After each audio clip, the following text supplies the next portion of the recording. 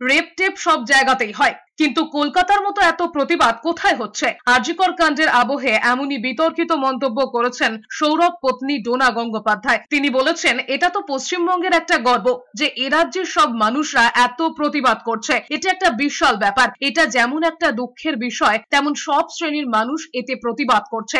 যেমন তারাও প্রতিবাদের অংশ হিসেবে তাসের দেশ করেছেন। এটাও একটা রবীন্দ্রনাথের প্রতিবাদের সুর। আশা করছি তাড়াতাড়ি ন্যায় বিচার পেয়ে যাবে। চিকিৎসকদের কাজে ফেরা প্রসঙ্গে সুপ্রিম কোর্টের নির্দেশ নিয়ে ডোনা বলেছেন, এত লোক প্রাণ হারাচ্ছেন, মানুষের রোগ তো আর কমছে না, এটা তো কর্তব্য সকলের। এর আগে ডোনার নাচের স্কুল দীক্ষা মঞ্জুরির উদ্যোগে কলকাতায় একটি প্রতিবাদ মিছিল হয়েছিল। ন্যায় বিচার ও অপরাধীদের কঠোর শাস্তির দাবিতে বৃষ্টিতে ভিজে রাস্তায় হেঁটেছিলেন ডোনা কন্যা সানা। সৌরভও প্রতিবাদে সামিল হয়েছিলেন। হ্যাঁ, কারণ এত লোক মানে অসুস্থ হয়ে যাচ্ছে, অনেকের প্রাণ হারাচ্ছে, লোকের অসুস্থতা তো আর কমছে না, তো এটা তো আমাদের কর্তব্য মানে করা। যেমন লোকেদের কর্তব্য মানে দেখুন, আই গেস এই যেটা হয়েছে রেপ টেপ সব জায়গায়ই হয়, কিন্তু কলকাতার বাংলার মতো এত প্রতিবাদ কোথায় হচ্ছে?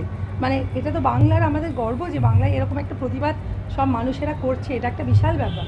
তো এটা আমার মনে হয় এটা মানে যেইদিকে ব্যাপারটা খুব দুঃখিত, সেই রকম সব শ্রেণীর মানুষ এসে প্রতিবাদ করছে। তাদের আজকেও আমরা তাসের দেশ করছি, ওটাও একটা রবীন্দ্রনাথের প্রতিবাদের সুর।